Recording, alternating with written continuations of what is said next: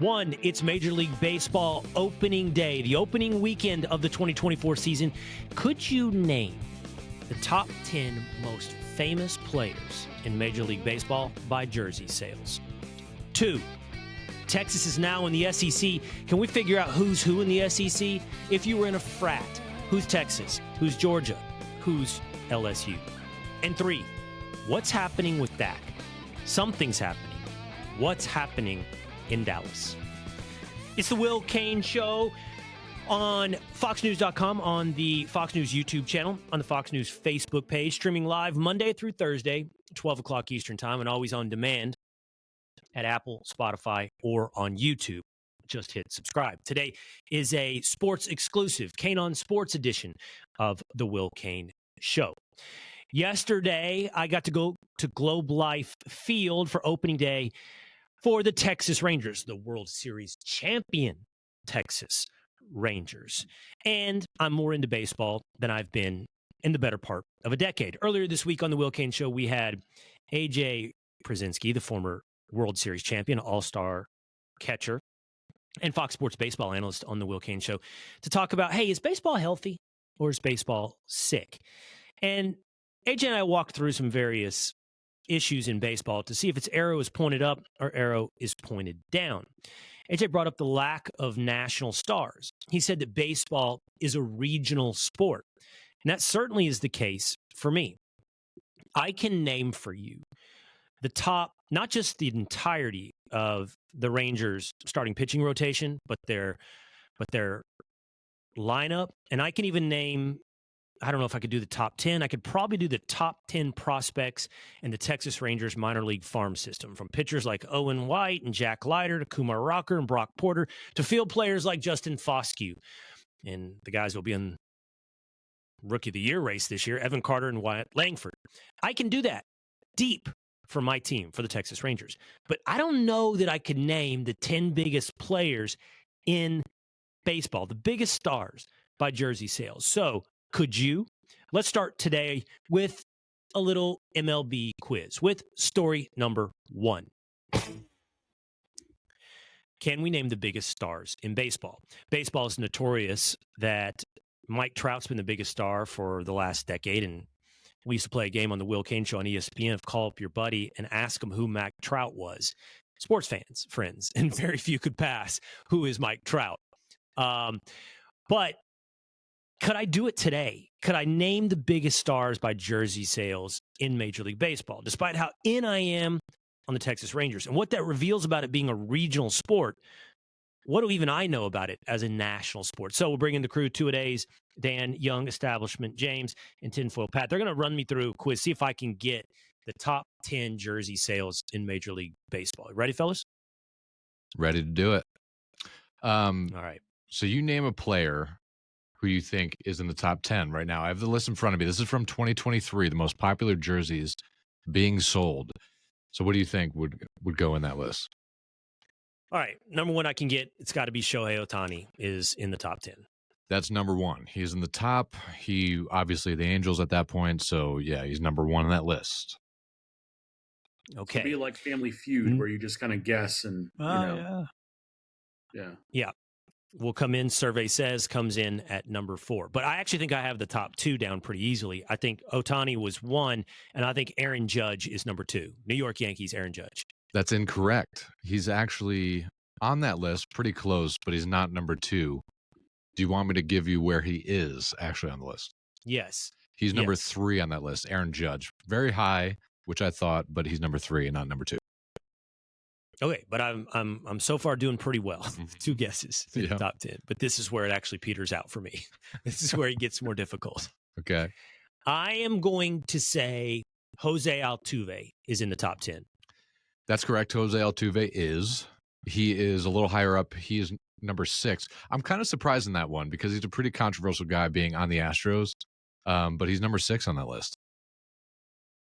Astros are really popular. Big fan base.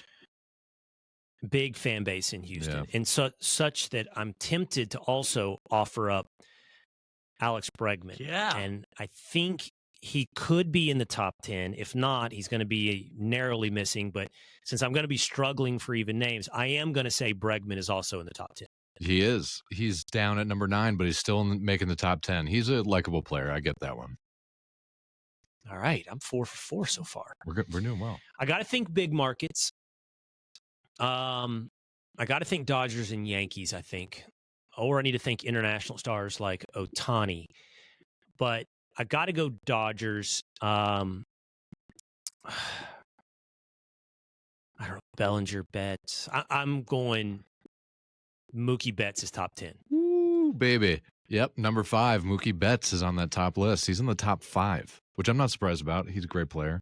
Dodgers, LA, I'm 5 for 5, and I didn't get number 2, though, so far. Nope. The second biggest jersey sale in Major League Baseball. This is going to get way, way tougher for me.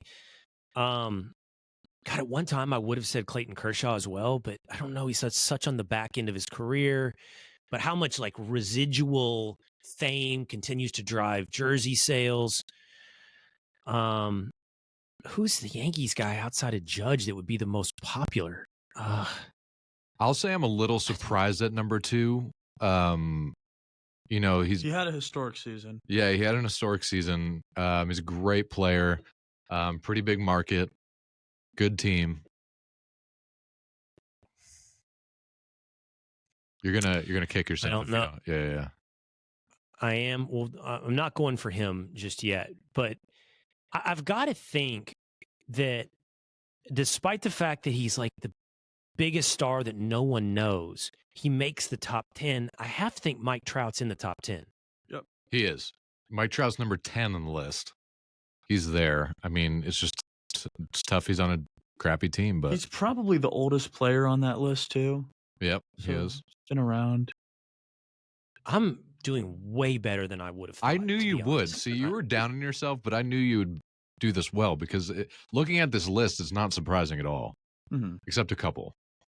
I wouldn't have gotten Bregman, so I'm impressed. One of them's a rookie of the year.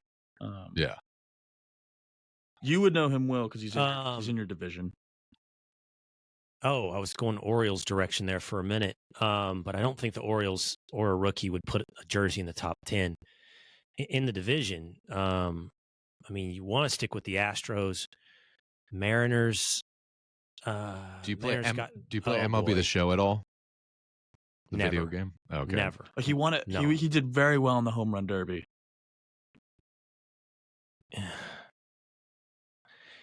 I almost just for establishment, James. I want to say George Kirby. I know we're not going that obvious. Pitcher, but everybody's talking about the Mariners rotation. Everybody's talking about the Mariners rotation. And they talk about your boy who you ran into high school at one time. He shoved you into a locker up in Westchester. And Stayed together for 10 years. Didn't count. Yeah. Worked out every day. Doesn't count. He's my best friend. Remember when he bullied me at lunch in the lunchroom? Mariners home run hitter. I don't know. I don't know. Yeah, I don't know. So I'm gonna just to venture see if I can get. I'm gonna say Kershaw's in the top 10 still. He's not. He's not in the top 10. Let's see. He's not even. Do you think the pitchers? Do pitchers have trouble making these lists? Not many pitchers. Look like a lot less pitchers. Even I'm looking at the top 22, and there's not a lot of pitchers. I don't know why, but they don't seem to make the top in jersey sales. I don't know why that is. Because you would think, honestly, you'd think Verlander would be up there as well. Like, or I would bet you in the early 2000s, late 90s, you have Clemens, Johnson, Pedro. No doubt. I bet you those guys were cleaning up. You still see Randy Johnson jerseys around. Yeah, that's true. Yeah, I would think DeGrom joining a new team would have been big. Cole on this list. Oh, Garrett Cole. Yeah, that's the Yankee I should have picked. Okay, so I'm running dry in the last 4, so let's do a thing. You give me a name, I'll say you get if they're in or out. Don't give me just true. Give me some falses in there as well. Let's see if I can get them. All right, let's go with Freddie Freeman. Do you think they're in or out the top 10? Atlanta Braves was a Dodger, right? So a lot of fame there.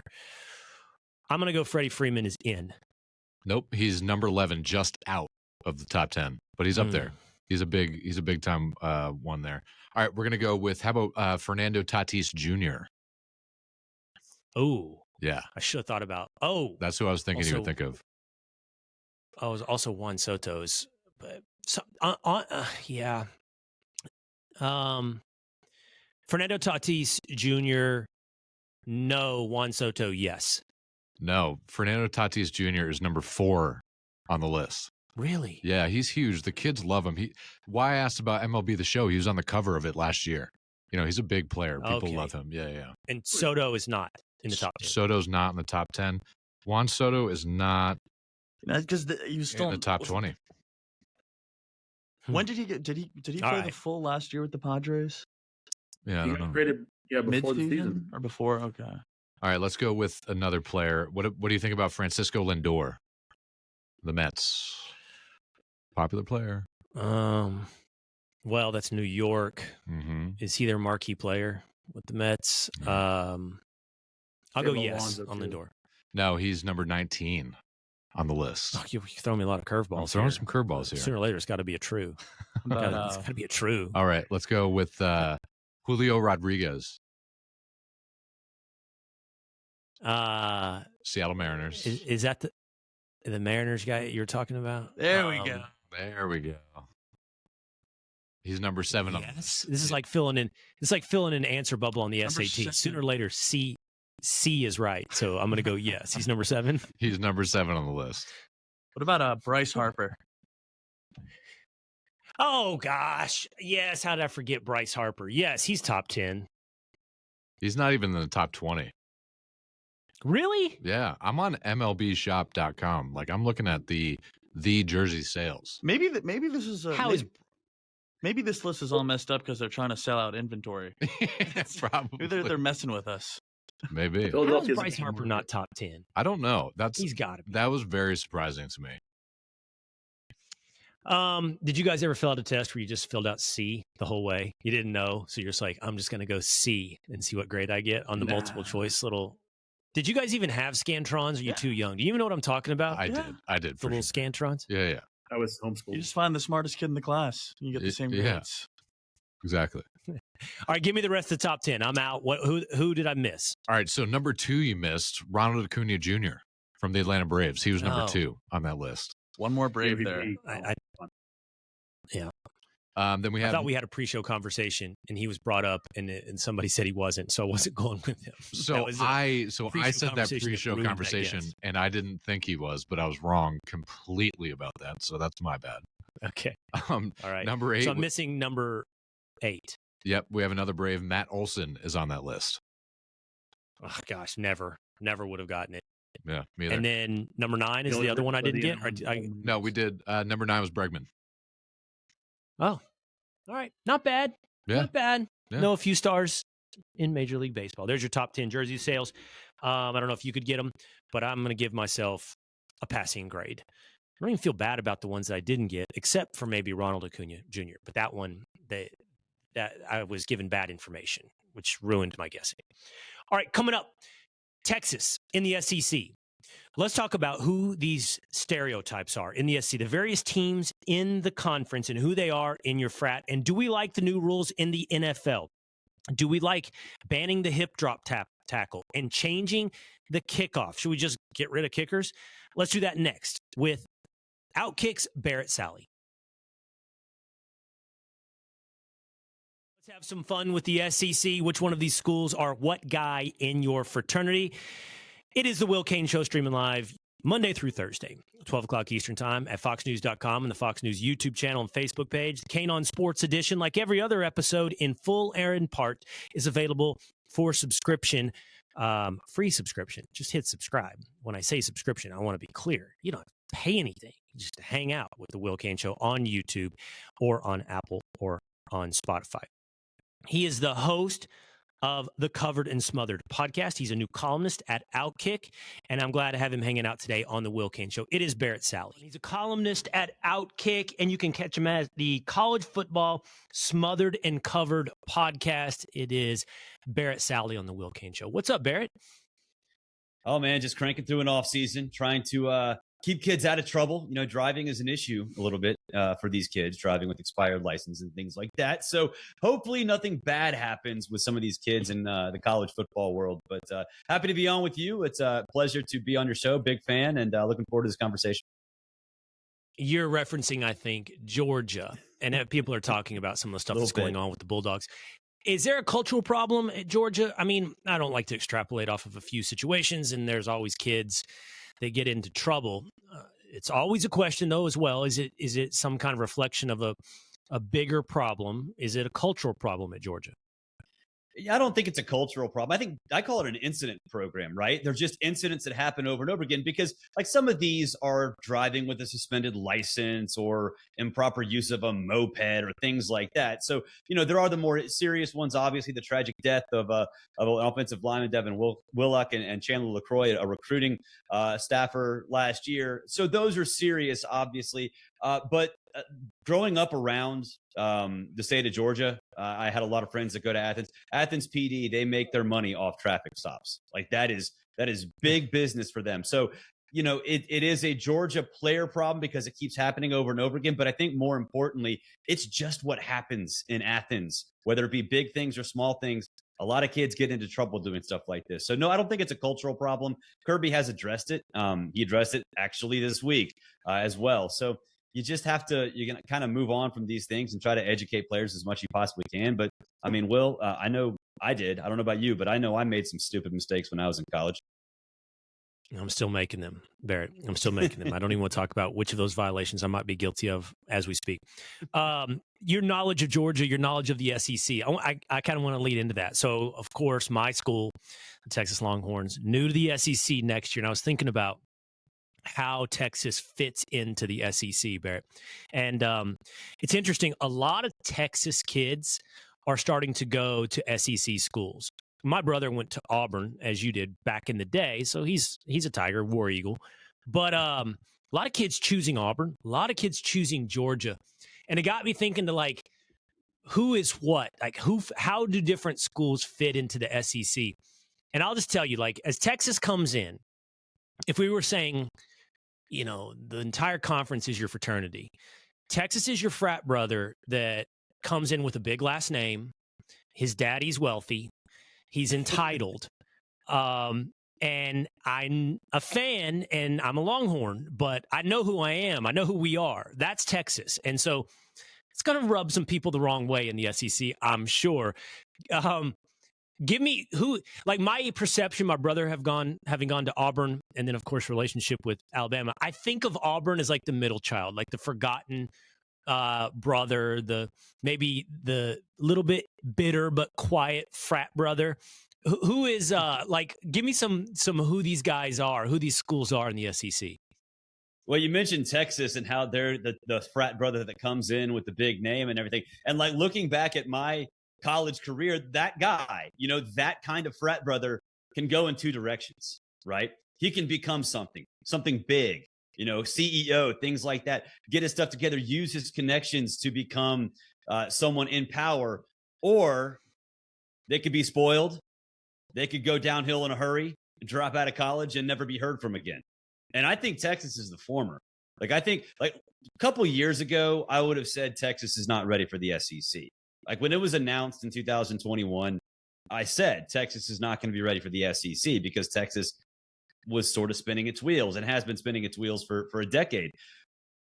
But when Texas went to Alabama and played better SEC football than Alabama, because that's what it did, they won in the trenches. When that happened, granted, Alabama's offensive line has not been good, but that told me this team's ready. And it's because of Steve Sarkisian. He understands, how to win in the SEC, how to build a roster in this day and age, which is completely different than it was 5 years ago. So, yeah, I think right now Texas is ready to be, I think, Georgia's biggest threat, not only this year, but maybe moving forward because of the talent that Sark has access to, how he operates, both from a financial perspective and from a transfer portal perspective. And so, yeah, I think Texas is going to be that that new kid on the block, that new frat brother that uses his connections and becomes something really great. You mentioned Auburn. To me, I feel like Auburn, it has detached itself a little from Alabama, because when Cam got there in 2010 and they won a national title, I think suddenly folks realized, hey, Auburn can win playing the way Auburn does, being what Auburn is. It's not Alabama's little brother. It's more like a little cousin where, yeah, sometimes they do things their way and they're successful, and that's awesome. But they're still kind of in that shadow. But I think if we're going to talk more about some of these, LSU is just the drunk frat brother that sometimes has an amazing night. Like that's no just doubt. One of those things where sloppy, passed out by 11 o'clock, midnight, but sometimes pukes and rallies and has himself a great time. So that's kind of how I look like, how I think of LSU. I think Georgia right now is just, it's the school president. It's the the president of the fraternity. It's the dude who makes all A's. It's the dude that can do nothing wrong. And I know last year was last year. Yeah, they lost in the SEC championship game. In other situations, it probably still would have made the college football playoff. But the chips fell where they were, and Georgia didn't deserve a spot. But that doesn't take away from what it's become, because it's exactly still a dynasty. What I think of LSU. Like I know that, like, if we're talking the word dynasty, I always view the word dynasty as like, this is a group, a family of rulers. So you can't lose and still be ruling. But Georgia's still kind of ruling college football right now. Mm-hmm. Yeah, no, Georgia's a dynasty, and LSU is. I don't know that he's out. He's out of the game early, but he's definitely the one that you're worried about is going to embarrass you tonight. He could be a great time, yes, without a doubt, but he's going to get sloppy before this night's over. And Texas, I think you're right. First of all, Texas is set up. I mean, the talent on campus is getting incredible and getting, maybe not quite there, but getting to the level of Georgia. And I just think the quarterback handoff from Quinn Ewers to Arch Manning is going to set Texas up for a good 4 or 5 year run at the beginning of joining the SEC. By the way, I have like $1,000 bet. I have a second bet. I can't remember, but we went double or nothing this off season. That I have $1,000 bet that Texas will win the SEC within the first 5 years. I feel really good about that bet. My brother-in-law, who is Arkansas / Texas Tech. You're going to win that. You're going to win that. I'm going to win that bet. Texas was the dude that was snorting coke and saying, "Do you know who my dad is?" But, he got threatened that the trust fund's going to dry up. There will be nothing waiting for him. And he got his act together. And you're right. So now he's going to inherit the company, and he's going to run the company. A&M's weird because, like, A&M is Texas's cousin that probably comes from oil wealth as well. But that side of the family never left the farm, never left the ranch. And so they're still, kind of weird and definitely rednecky. And I love A&M definitely for what weird. It's worth. I actually, place is a cult.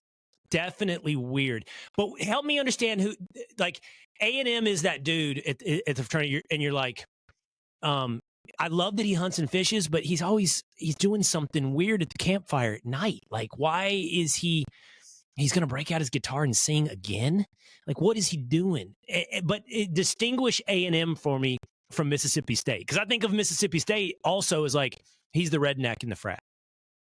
Well, Texas A&M's the tryhard, right? Texas A&M is, like you said, bringing a guitar around a campfire, but really sucks at guitar, right? He's really trying hard to meet the right girl at a bar, but he doesn't have any game, right? Like, that's kind of where Texas A&M is. Now, sometimes things work out. Sometimes he stumbles across a great song and people are entertained. Sometimes he gets lucky, like whatever. That is, to me, Texas A&M is full of potential. Like, from a football perspective, like, it's one of the few programs, and UCLA is in this, and Arizona State's in this group, where I just want to grab them and shake them and be like, why aren't you better than what you are? You could be so much better. And, they just, it's almost like they try really hard to take steps that are, I guess, going to pay off in the immediate future, or they think will, but they never think long-term. And that's why they got in trouble with the Jimbo thing.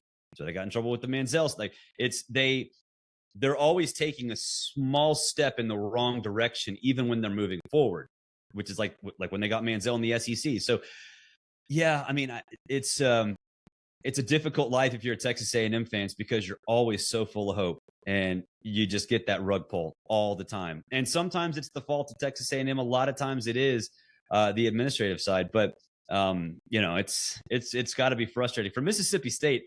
I redneck is not what I view Mississippi State. I view Mississippi State as that drunk, fun uncle that you're always going to have a good time with, no matter what. Like he's going to annoy everybody around you. He's going to embarrass you sometimes, but it's a fun kind of embarrassment, right? Because I love Mississippi State fans. I love Mississippi State, Starkville. It is a great place. It is so much fun to go there. And yeah, they want their football team to win. But when it comes to winning the party, both of those Mississippi schools do that better than anybody else in the SEC. But I didn't know that about Starkville. I didn't, so that's good for me to know. You know who's a mystery to me? I want to do a few more schools. A mystery to me is Ole Miss, because here's my perception of Ole Miss. It's like hotty toddy, right? It's like Southern too proper, like wearing they get dressed up, right, in like their Sunday best. I think, do they do that for games? But then I think of it for games. Yeah, but I think of, Miss. So I have a theory. It's not a theory, but you've got two types of schools in almost every state. You've got the flagship institution, which becomes a little bit like the T-SIPs, the Texas fan. That's from Dallas and Houston, all the proper places, all the right private schools or whatnot. And then you've got the land-grant college, right? And that's a little more down-to-earth, small towners. And that's Oklahoma and Oklahoma State. That's what that is. That's Texas and Texas A&M. That's Auburn and Alabama. And that's Ole Miss and Mississippi State. But I was also, like, somebody said this recently to me. They said, Ole Miss is Texas Tech. Like, easy to get into academically. So they were more talking about, like, not known as a great academic institution. So I'm having trouble reconciling who is Ole Miss. From an academic standpoint, yeah, maybe you can say Texas Tech. I think from a personality standpoint, I would think they're more SMU, if you're going to talk about schools that you're familiar with in the Texas area. Very not prim and proper. Preppy is the right way to go. I'm telling you, the girls get dressed up in prom dresses for football games against Alcorn State, and that's great. It's awesome. If you haven't been to the Grove, go to the Grove. It's a can't miss tailgating experience for sure. Dudes in pastel button-ups with white visors tilted a little bit to the side. That's how they roll, and that's great. They own it. It's awesome. When you're right about the state schools, and they sort of have that air of superiority, and they have that at Ole Miss. And to an extent, maybe they should at times, based on the football success or based on the academics. They compare it to Mississippi State and whatever. But to me, the attitude of the fans is exactly like it is perceived nationwide, which is a good thing, because they own it, and it is awesome. So from a comparing it to Texas Tech from an academic perspective, maybe I could see that. I don't really know a whole lot about the academic situation at Ole Miss. I know I have some friends that went there, and they are great dudes, and they somehow made it through there without failing. And because I don't know how that is, maybe that does make sense, because I know for a fact if I did what they did, I would not be graduating.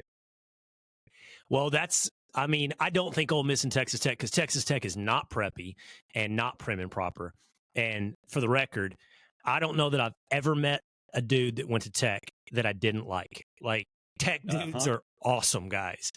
But there's the two other schools that I wanted to ask about. One is Tennessee, and I lived outside of Knoxville for about 5 months during COVID. And I grew very fond of the whole state of Tennessee.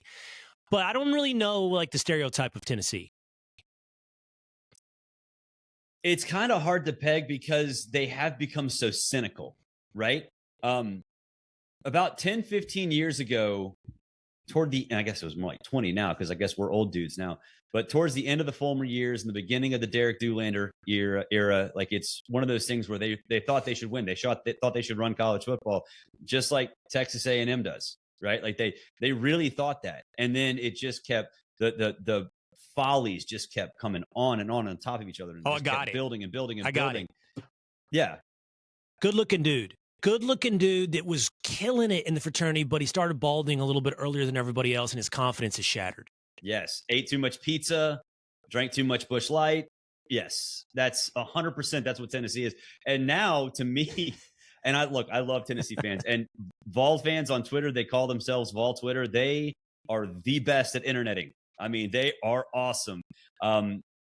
They right now, it's like one of that guy that went balding, drank too many Busch Lights. I'd say right now, Tennessee, he took Ozempic. And now he's starting to look a little simmer. Now he's starting to feel it a little bit. He maybe got some hair plugs and he's looking pretty good. And, walks into the divorcee bar at age 48, 49, 50 and is like, dang, I'm a 10 among these people. So I'm back, baby. I'm back. Yeah. And look, Tennessee is back to an extent. When was the last time Tennessee was relevant in football? Like it's been T. Martin literally since 2007. And now they're pretty darn good. And it might get better because Josh Heupel's a good coach. Okay, last one. This kind of ties into it's part SEC, part ACC, and it ties into that two types of schools. You know which one? I don't know that it defies my breakdown of state by state, but I'm getting a little inside knowledge because my nephew plays football, offensive line for Clemson. And Clemson, South Carolina is interesting because it's the opposite. You would think Clemson is the sort of like prestige institution and South Carolina is the public school that, is default for too many people, but it's the opposite. Like South Carolina is the one where, I don't know, all the kids from Columbia or wherever it is, maybe even Charleston, want to go and be part of society. And Clemson was the ag school, the engineering school. They were Auburn.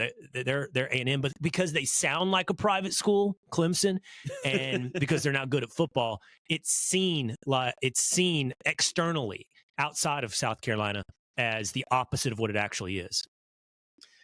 You know what? You mentioned Clemson and Auburn, and I went to Auburn, and I'm almost positive the same architect designed both campuses from a landscape and architectural standpoint, and they call it Auburn with a lake. My comparison to Clemson is you're exactly right. They're the exact same school. The only difference is that when Auburn was good, when Auburn has been good, Alabama has as well.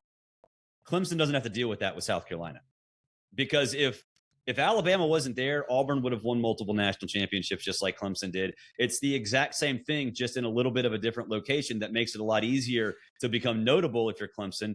And that's great. Like they've taken advantage of that. And I love Dabo Swinney. He's done things there that they've craved for so long, exactly like what was the case at Auburn before Cam Newton got there. So, yeah, I mean, I think that the comparison between the two is completely accurate. I think the one difference in that state is that South Carolina, University of South Carolina, is nowhere close to what Alabama is. So Clemson, it's a lot easier for them to sort of become the most notable program, not in that state, but really in the ACC and really along the Atlantic coast at that point. I'm a big fan of Shane Beamer, big fan, and I think he has South Carolina headed in a good direction. I am fascinated by, and I've thought about this as well, the schools you'd like to shake and say you should be better. You said A&M, you said UCLA. I don't know. Do you think South Carolina is that, or is there a ceiling on what Shane Beamer can do at South Carolina? And we don't have to get caught up too much in South Carolina. Like, what are the other schools that you're like, wow, that's a brand, that's a recruiting base, that is a state where you could and should be better than what you've produced at UCLA? Yeah, I mean, I think with South Carolina, they were so bad for so long. I mean, I'm talking like a century, literally more than a century. They were horrible, and the fan base never wavered, got bigger. And to me, that support says something. And when they got good with Steven Garcia and then Clowney and Lattimore and all those guys, then, yeah, they saw, hey, we could be a top 5 team. But they just haven't been able to repeat it. They've sort of been 1 or 2 steps behind everybody else. So now in this new look SEC and what will eventually become the AFC, NFC of college football, which is, kind of where we're headed, South Carolina, I think, missed its window a little bit because those late Spurrier years, like I think when Spurrier retired, that was like the worst possible thing for that program because he could have groomed the next coach and he didn't. and then everything fell apart. And I think the ceiling for South Carolina, to me anyway, will be moving forward, hey, flirtation with the 12 or 14 team playoff in a couple of years, and mostly just an 8 or 9 win team at best, and a lot of times 6-6. And I think for South Carolina, you have to kind of take a step back for the fan base, and you're the administration, and say, okay, is that acceptable? Because based on the history of the program in its entirety, that's great. That's awesome. That's exactly where you want to be. But in this day and age of instant gratification, and with what they were able to do when Clowney was there, I mean, it might not be enough. I love Shane Beamer. I think he's a tremendous coach. I think he's a tremendous man. I think he's tried his best to make South Carolina marketable, and he's done a pretty good job of it. It's just it's going to be so hard moving forward to find an identity in the new world of college football. But who else? So UCLA, A&M, like if you shook somebody in the shoulder, said you should be better. Is there anybody else that kind of satisfies that? I'm thinking outside of the SEC. I mean, Penn State is good, but they seem to cap out at like, top. Yeah. They don't go over the hump from top 10 to legitimate top 4 type team. Yeah. I mean, I think North Carolina's one because they have resources. Yeah. I think North Carolina should be a lot. Like when Mac was there the first time, they were phenomenal. And like they were in the mix for national championships. That's why he got the job at Texas. I think but what about the whole basketball football thing? No one can be good at both at the same time. I mean, Alabama, really quickly. Yeah, but it's not a basketball school, and they're doing they're like Texas, honestly. Like their basketball program is fairly comparable to Texas. Like, all right, a Sweet 16 run, maybe an Elite 8 run, but not in that top tier of college basketball. Ohio State's flirted at times with that as well. Yes. Michigan might be, historically at least, the best at being tops in both of those. North Carolina's a basketball school. Yeah, Michigan State's, I think, one too. Like when we're talking about, land-grant school and state school, Michigan State's one of those where there's really no reason why it can't be a really competitive little brother that throws some haymakers every once in a while and knocks big brother out. Like that to me they should be able to do that.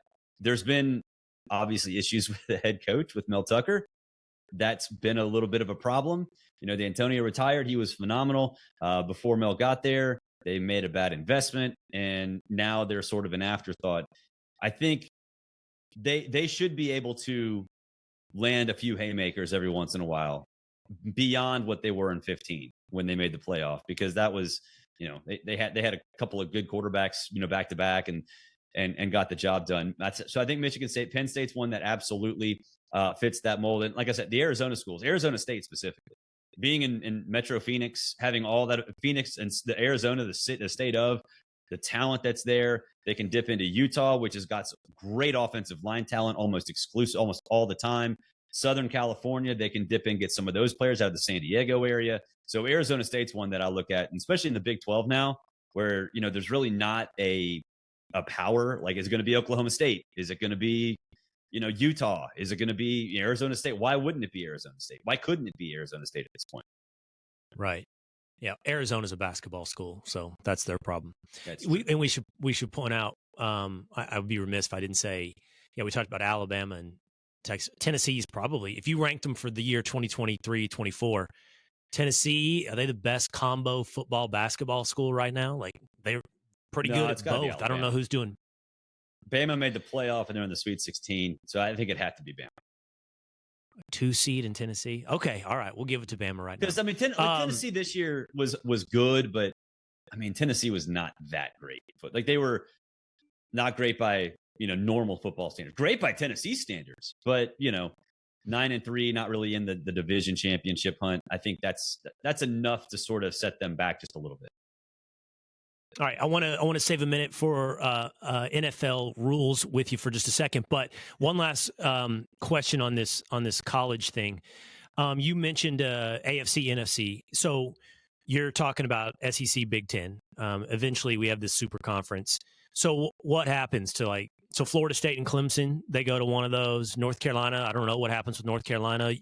And what? The Big 12 ends up just a minor league. I mean, it's going to be a good basketball conference, I guess. I don't know. So you think the SEC and Big 10 are going to eat up some more teams? What's going to happen?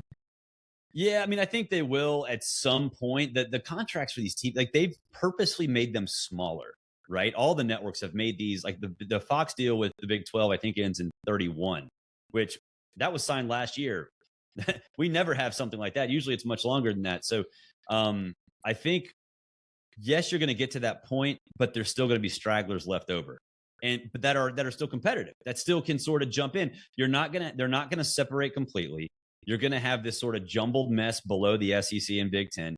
FSU and Clemson are definitely knocking on the SEC's door. I don't know if they're going to answer. And I said this on my show this week. If you're an SEC team, does Florida State and or Clemson or both together give you $75 million in value? Because if they don't, then you're going to have to take a pay cut to have them in your conference. Is it worth it? Well, I don't know, maybe. Do you think as part of this, real quick, Barrett, as part of the shakeup, do you think anybody gets booted? Like, we just went through our frat brother thing for the SEC, and apologies to Arkansas, Missouri, and Florida.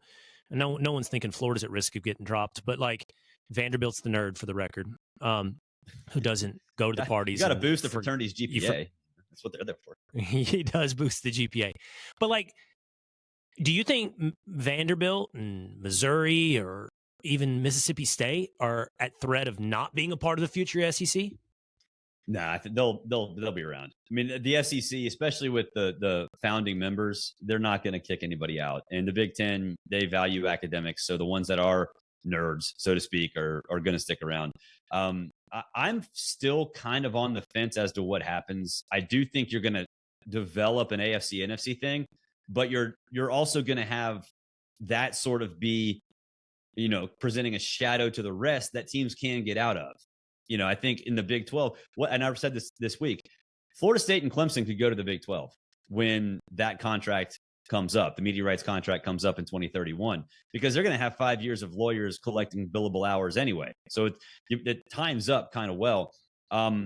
This idea that the Big 10 and the SEC are going to separate, to me, that was a threat to get what they wanted, which is more money, which is driving everything these days. And they got it with the college football playoff revenue distribution being weighted more towards those two conferences. So I don't think that we will have a pure sort of super conference or super conferences that only sort of worry about each other.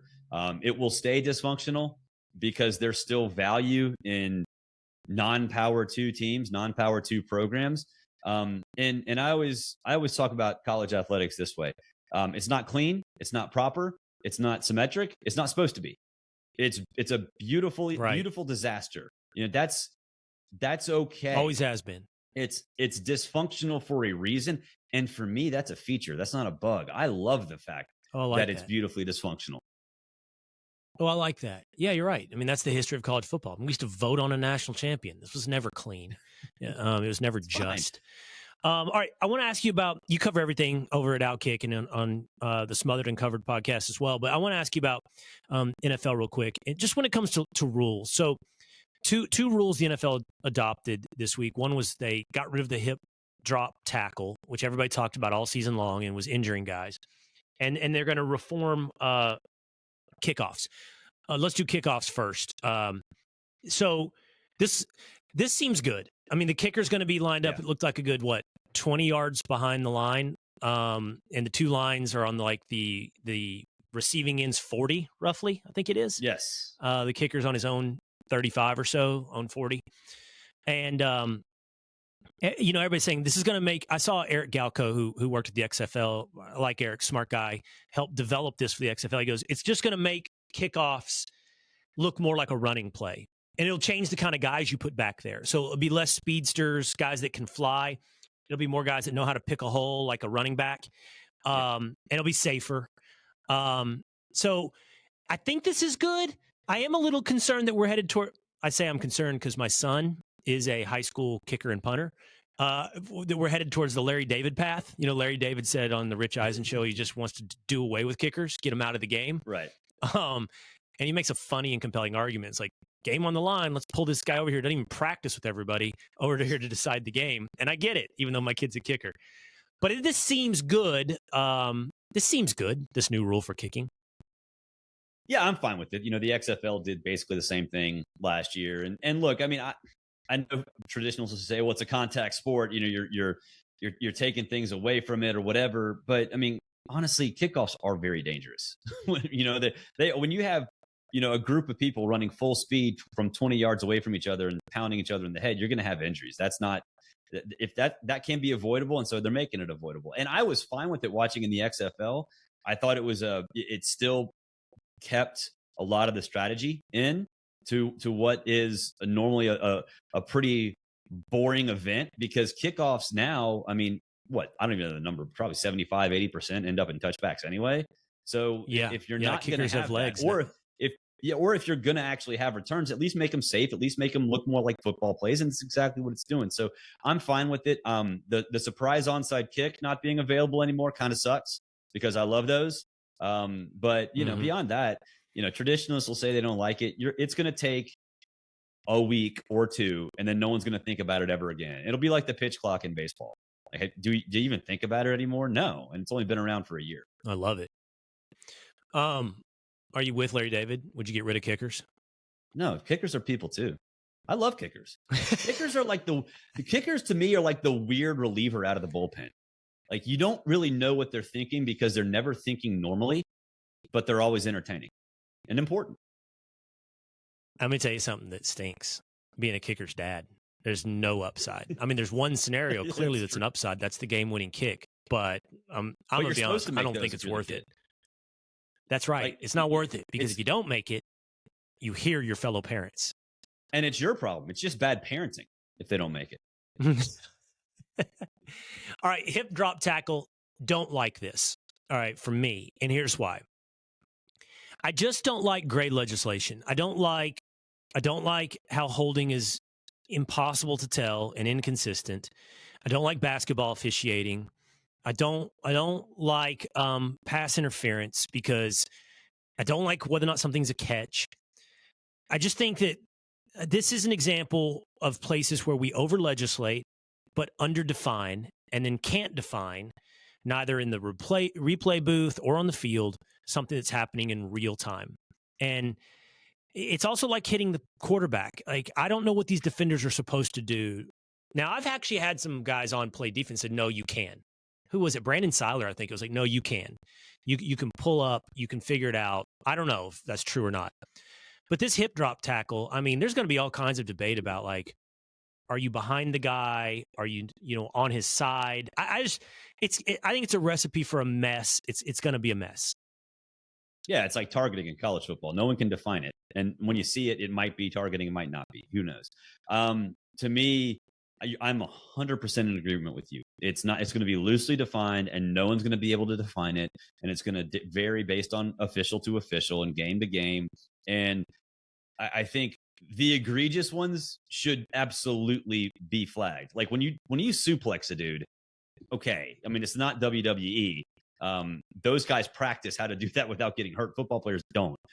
So if it's something like that, I agree. But it's going to bleed into normal everyday tackles, right? You're going to have a guy running a sweep, and it's just going to be sort of an accidental hip drop tackle, and you're going to get flagged 15 yards. It's like an accidental face mask or a face mask that costs 15 yards. I mean, you weren't doing it intentionally. You just had to get the dude down, and it just sort of happened. And I don't like that stuff. To me, and getting back to the face mask thing, I loved it when there was the 5 and the 15, the 5-yard face mask and the 15-yard face mask.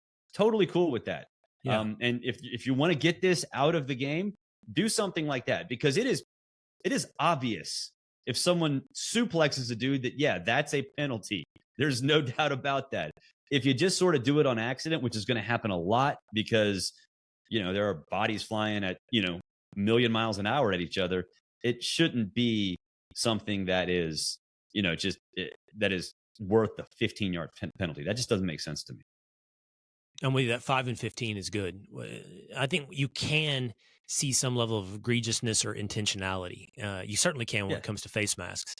Well, and when in targeting too, like when in targeting for college football, if a dude goes headhunting, yeah, kick him out of the game. Like 100% kick him out of the game. If it's just like a situation where, hey, I'm going in for a tackle and I'm going to tackle you, Will, and you kind of duck your head a little bit, bracing for it, and I accidentally go helmet to helmet with you when I'm not meaning to, sorry. Like, what do you want me to do? You know? Right. Smothered and Covered. Check it out. He'll keep you covered on college football and the sports world. And he's new columnist at OutKick. It's Barrett, Sallee. Man, this has been fun. Thanks for being on the Will Cain Show. Thanks, Will. Appreciate it. There you go. I hope you enjoyed that conversation with Barrett, Sallee. Again, check him out at OutKick. Next, what's going on with Dak? What's going on in Dallas? That's coming up on the Will Cain Show.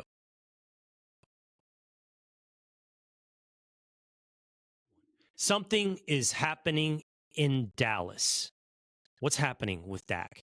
It's the Will Cain Show, Cain On Sports edition, every Friday, exclusively focused on the world of sports. You can get this by subscribing on YouTube or in podcast at Apple or on Spotify. Just go hit subscribe. It's a big time in sports in Dallas. It's good to be a fan in Dallas. The Stars, number one, almost every projection for postseason success suggests the Dallas Stars are legitimate contenders for the Stanley Cup. Short up defense, incredible offense, rookies contributing. I'm excited about hockey playoff time in the NHL. The Dallas Mavericks are on a run. They've won 9 of their last 10 games. They've climbed up to number, I think it is 6 in the Western Conference playoff seedings. And they want to avoid the play-in tournament. And Kyrie and Luka are gelling, and the big men, Daniel Gafford and Derek Lively, look like studs. Good, hopeful time for the Dallas Mavericks. Texas Rangers are your World Series champion. But what's happening with the Dallas Cowboys? The Dallas Cowboys have been completely absent from NFL free agency. They've done nothing, really, to make their team better this offseason. And what more, they're doing nothing about locking up their quarterback, Dak Prescott, for the future. He's scheduled to be an unrestricted free agent at the end of next season. Now is the time when you would think Jerry and Stephen Jones would work out an extension for Dak Prescott. Why? Because you'd lock up your quarterback for another 5 years, but you'd also alleviate your salary cap by stretching his salary and giving you some room to sign free agents. Like, extending quarterbacks is about creating, in the short term, in the immediate term, salary cap space. And the Cowboys seem uninterested in creating salary cap space because they seem uninterested in extending Dak Prescott. So what are they going to do? Are they going to walk into this year letting him play out his contract? Are they just doing it for media attention? I wouldn't put it beyond Jerry Jones to do it when it has maximum impact.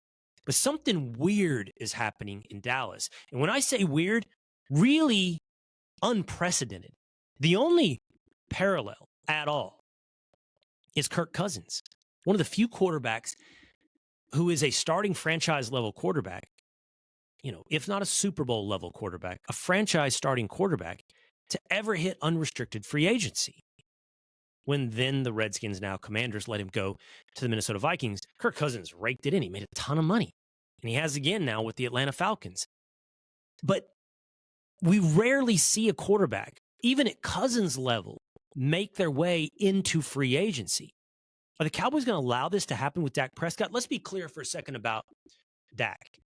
It's health. It's fine. You have doubts about Dak. I have my ups and downs with Dak. But here are some objective truths. Dak is a top 10 quarterback in the NFL. Dak has at times been an MVP candidate in the NFL.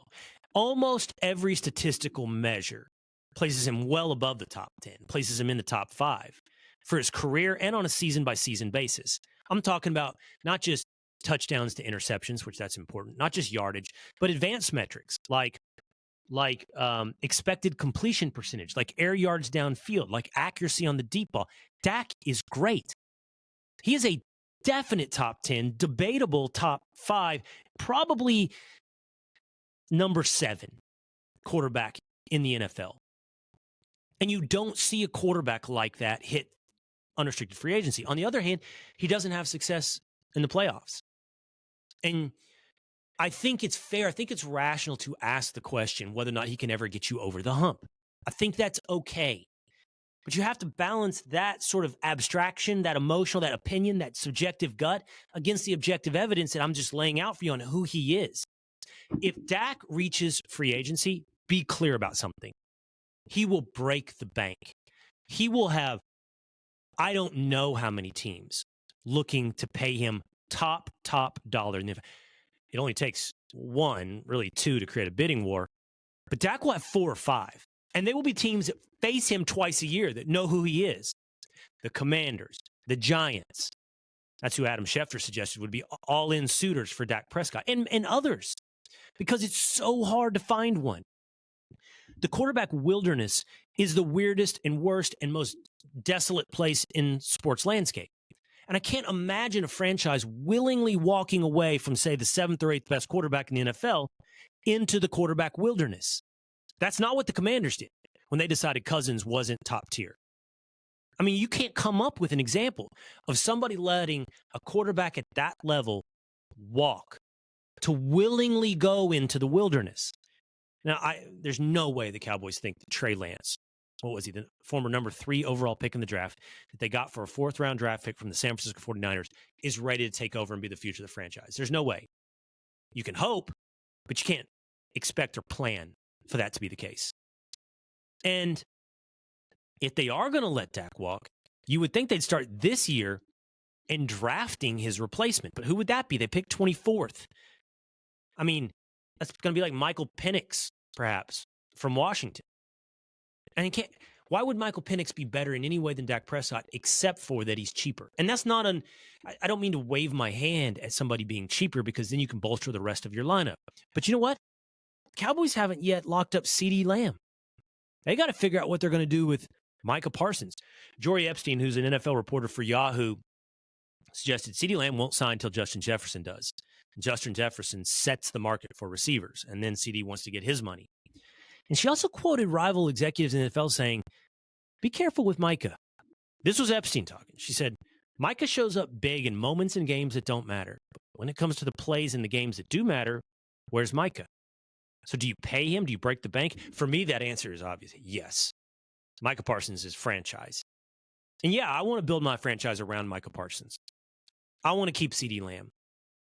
But I can't imagine walking into the wilderness. Something is happening in Dallas. Now, part of it's tied to the fact that head coach Mike McCarthy kind of seems to be a dead man walking, like one and done. I don't know what he would have to do to save his job, weirdly, after 3-12-5 seasons. But at a minimum, it would be make the NFC Championship game. Otherwise, I think that the Cowboys find a new coach next year. I'm not telling you would, should, could. I'm telling you what I think will be. I think they'll have a new coach if they don't at a minimum make the NFC Championship game. And if you have a new coach, and you say, does the new coach want to have $60 million, $55 million wrapped up in Dak Prescott, a top 7, 8 quarterback in the NFL with questions about whether or not he can take you to the promised land?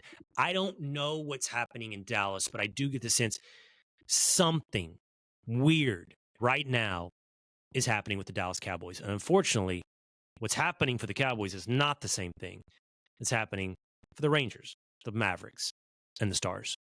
That's going to do it for me today here on The Will Cain Show. Cain on Sports, sports exclusive. Download, hit subscribe, YouTube, Apple, or Spotify. Follow me on Instagram, @WillCain, or on X @WillCain. You can get clips and updates on The Will Cain Show. I will see you again next time.